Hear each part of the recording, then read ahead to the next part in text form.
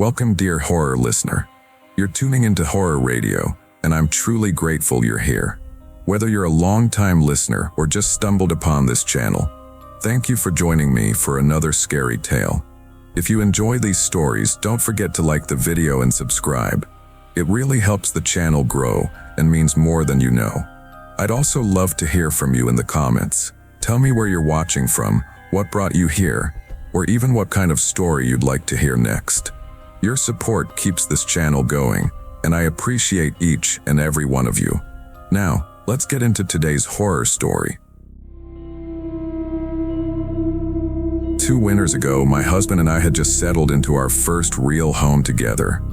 A small farm we bought on the outskirts of a little town tucked deep in the Appalachian foothills. We had one of the quiet, the land, and the kind of place where nights still felt dark enough to see the stars. What we didn't expect was how quickly the strangeness of a small town could creep in when you least expect it. My name's Rachel, and I'll never forget one afternoon that started out like any other errand but ended with me and my husband sitting in silence on our drive back, trying to wrap our heads around how close we might have come something we didn't even want to name.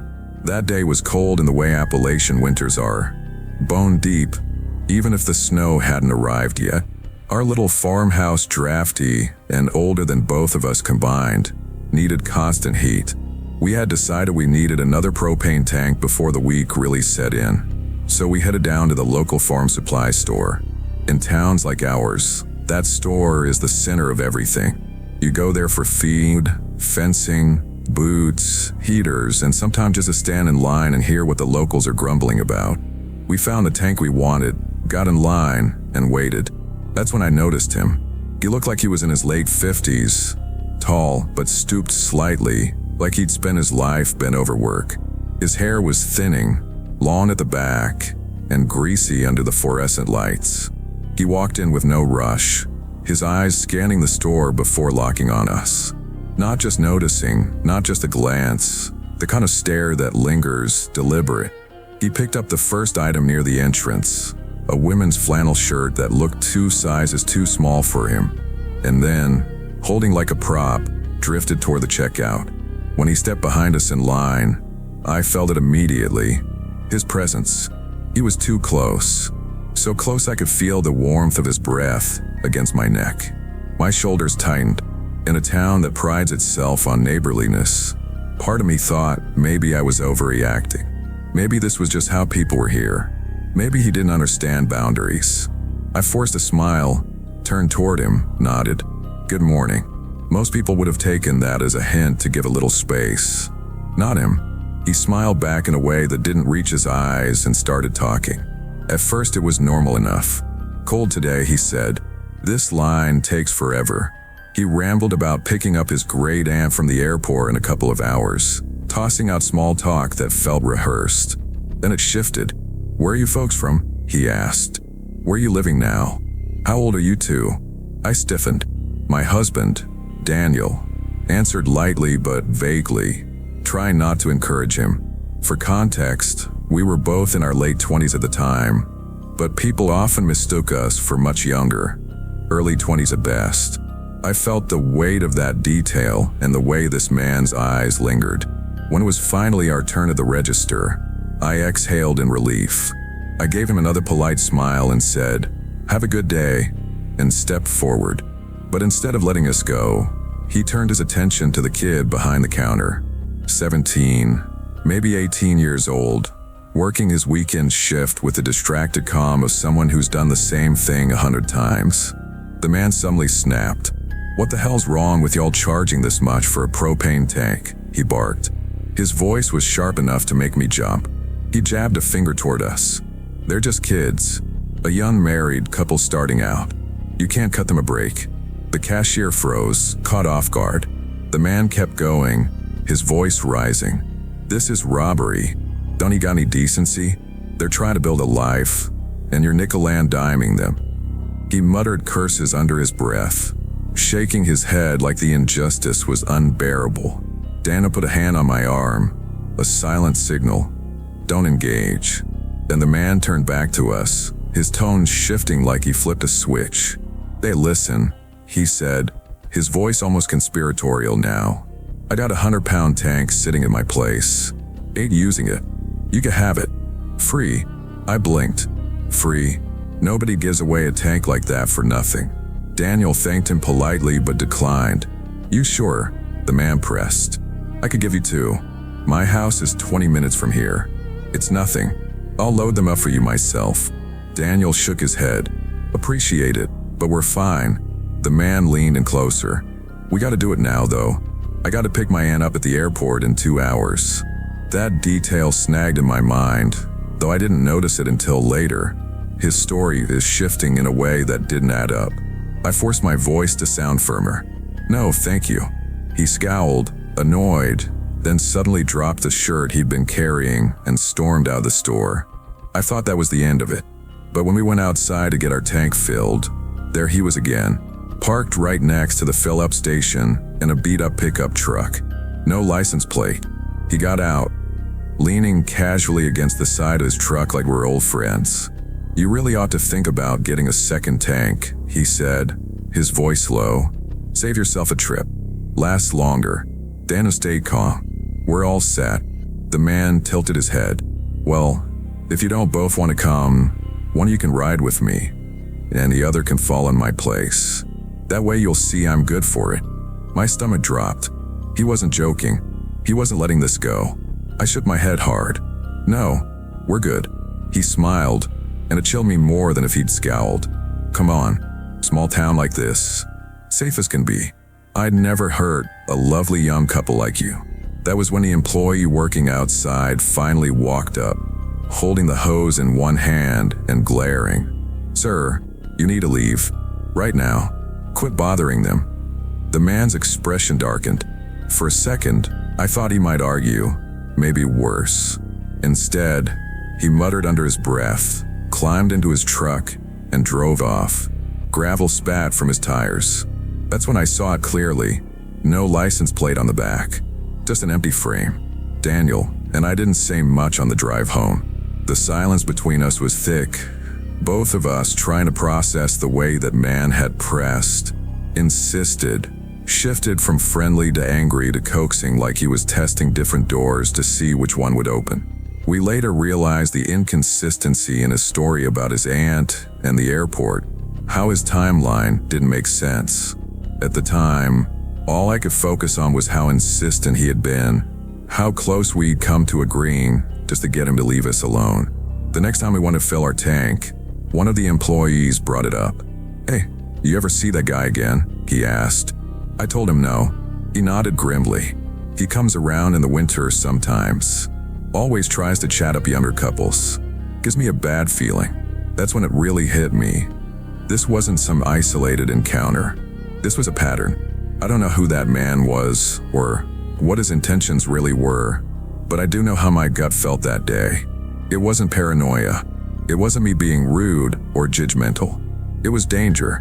It was every instinct in my body telling me that nothing about his offer was safe.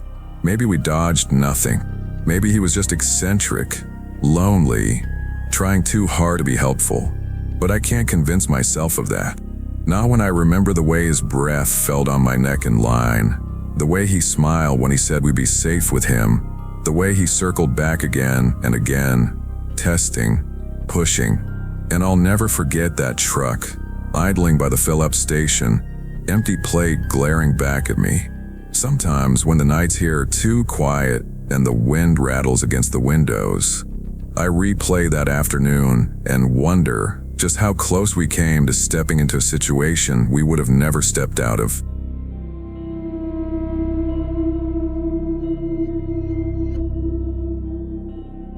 In towns this small, the churches tend to outnumber just about everything else. Even when the pews are mostly empty and the hymnals collect dust, the buildings still stand, like anchors holding the place together.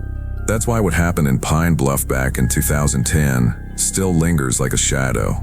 People don't like to talk about it, but when you live in a community where silence replaces answers, the things left unsaid can feel louder than the truth.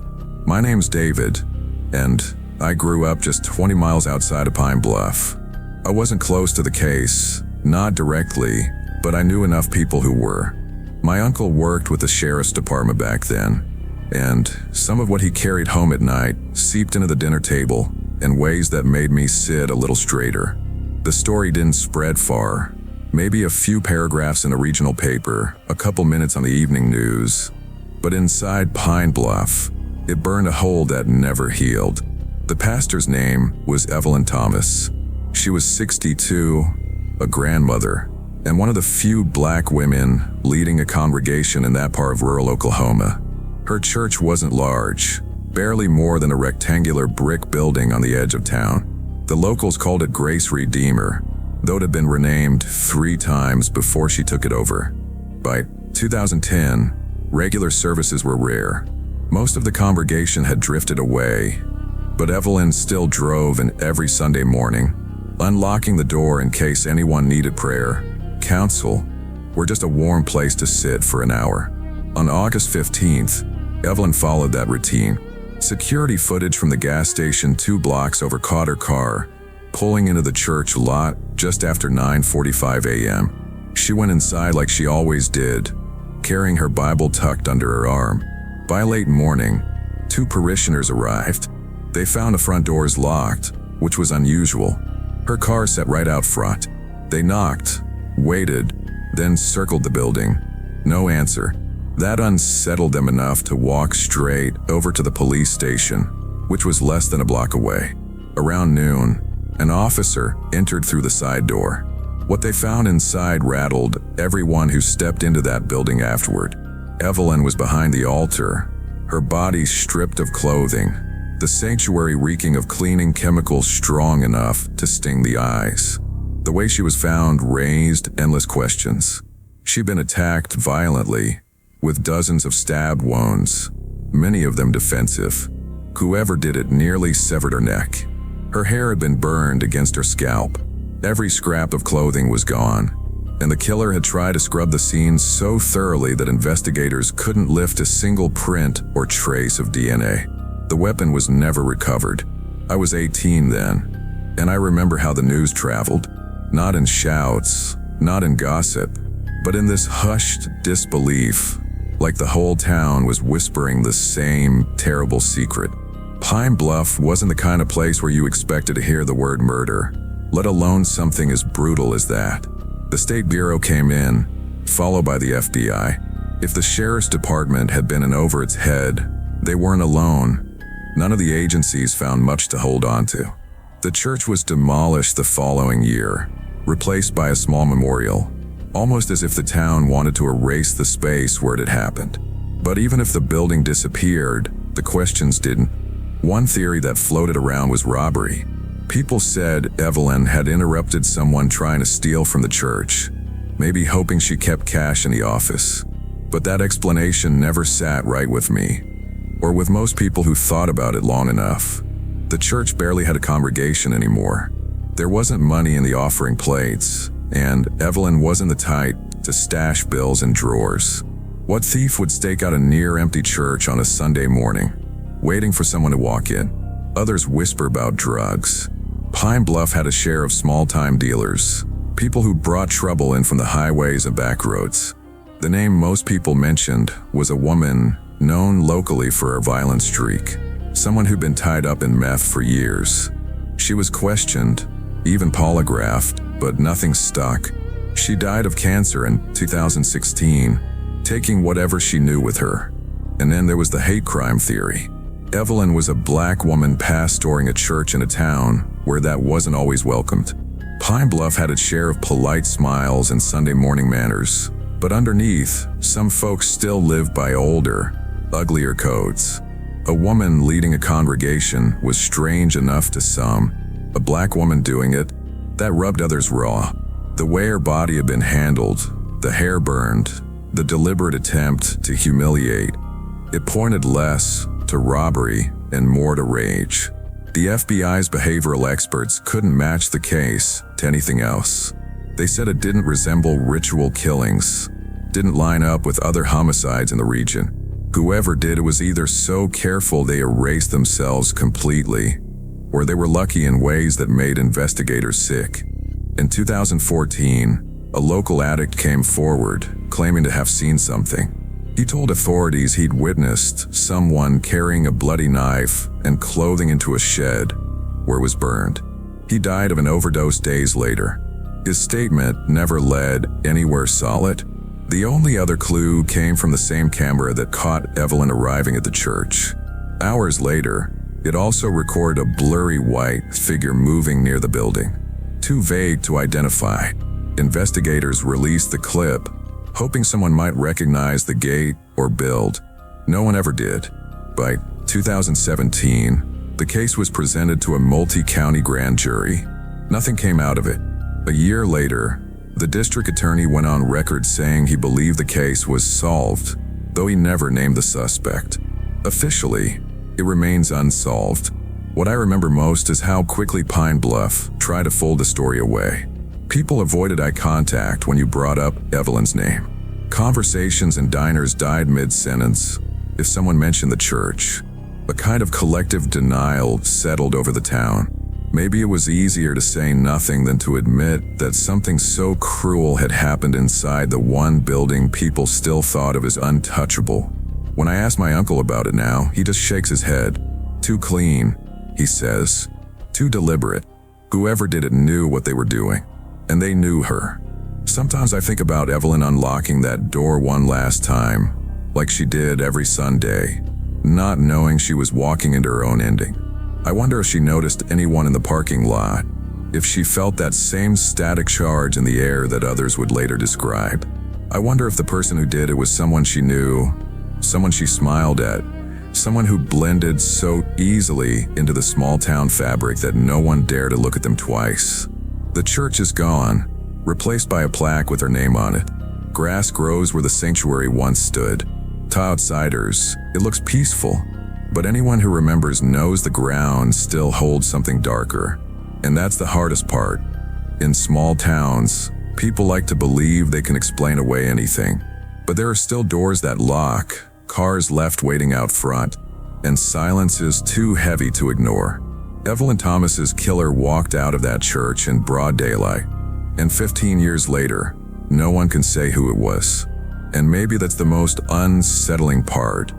Not the brutality of the crime itself, but the way it vanished into silence, like the town swallowed it whole, and the truth with it.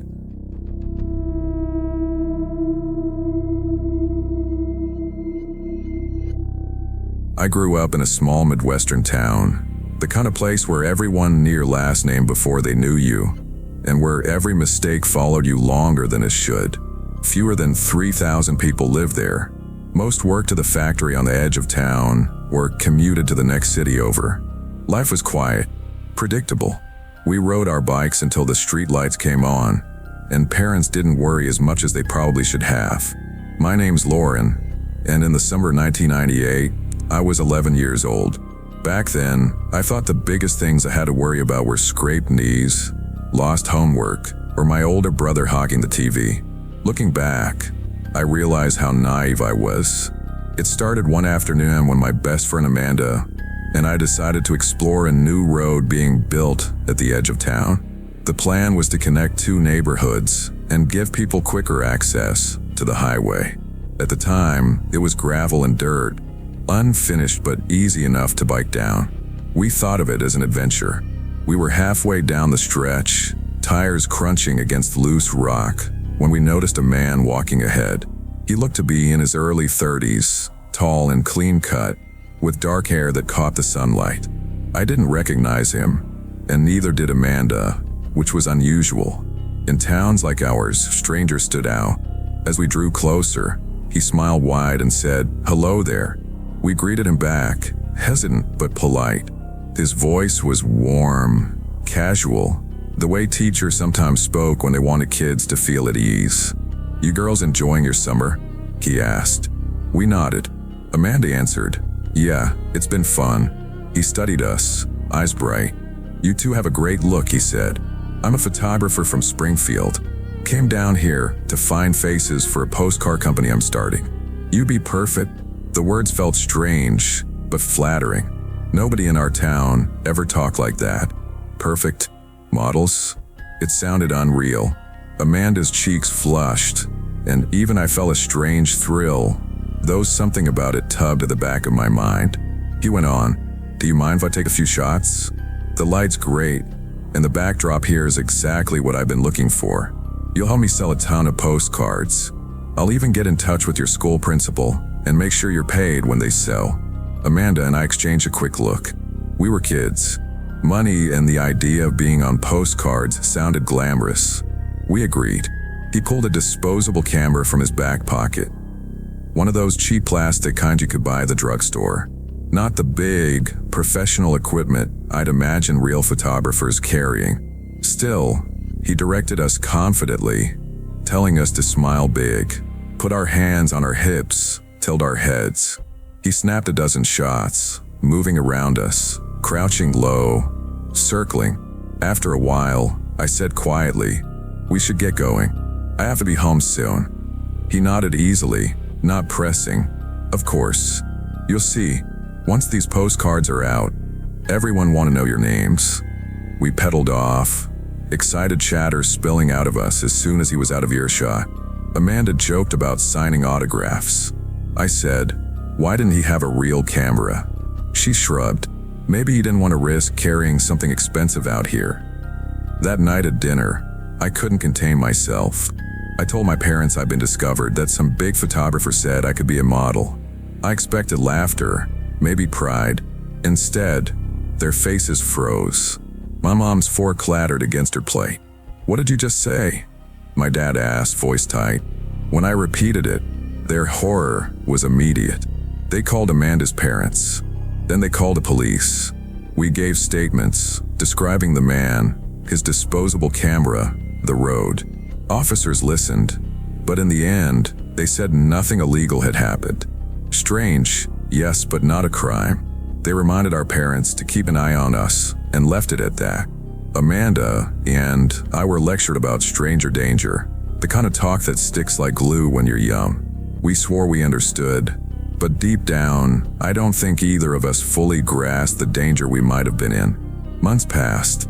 The excitement of summer faded into school routines. Eventually, the story became something Amanda and I didn't bring up anymore, as if silence made it smaller. Then, the following spring, it all came back. Amanda and I were walking down a side street after school. We were 12 by then, older in the way that 1 year makes a huge difference. We were talking about TV shows when a dark minivan slowed beside us. The passenger window rolled down, and a woman leaned out. She looked friendly, mid-40s maybe, with short blonde hair and a smile that seemed too wide. "Excuse me, girls. Do you know where Maple Lane is?" We pointed straight ahead. "Just a minute that way. First right," I said. She frowned. "I've been driving around and still can't find it. Would you mind hopping in and showing me?" Something inside me snapped alert. "No, sorry." Amanda echoed me. "We can't." The woman didn't flinch. Her smile stayed plastered on, but her eyes sharpened. "That's all right. I know who you are anyway." She said both her first names. My stomach dropped. "I saw you on a postcard," she added. "You're famous now." The words hit me like ice water. Amanda's shoulders went rigid. I glanced into the minivan, and that's when I saw movement in the back row of seats. A figure crouched low, face half hidden but unmistakable. It was him, the photographer. My chest locked up. Amanda's hand twitched, and then she screamed. A sound so sharp and raw it jolted me into motion. Rot. We bolted off the road, through the weeds, cutting across a wide field until our lungs burned. My legs pumped without thinking. Behind us, I heard the van's engine rev, gravel crunching, but we didn't stop. We burst into the yard of a house I recognized. It belonged to one of our school teachers. We pounded on the door, gasping. When she opened it, Amanda spilled everything in broken sobs. Police were called. Parents too. We gave news statements describing the woman, the minivan, the man crouched inside. This time, officers took it seriously, but despite searches and descriptions, nothing ever came of it. No van was found, no suspects identified. Amanda and I never saw them again. But something in us shifted after that. Trust, the kind we'd carried through childhood like an invisible shield, was gone. I had nightmares for years, visions of being pulled into a van, driven away, never seen again. Amanda told me she dreamed of the disposable camera snapping, the film capturing us in ways we'd never control. We were lucky. That's what everyone said. Lucky nothing worse happened. Lucky we ran. Lucky Amanda looked close enough to see what I hadn't. But even now, as an adult, when I pass construction sites or see disposable cameras for sale at thrift stores, a part of me feels that old unease. That reminder of how easily a stranger's smile can mask something darker. Because in small towns, safety is supposed to be a given. And yet, one summer day, with the sun high and our bikes rattling down a gravel road, Amanda and I learned that all it takes is a single wrong encounter for everything you believe about being safe to collapse.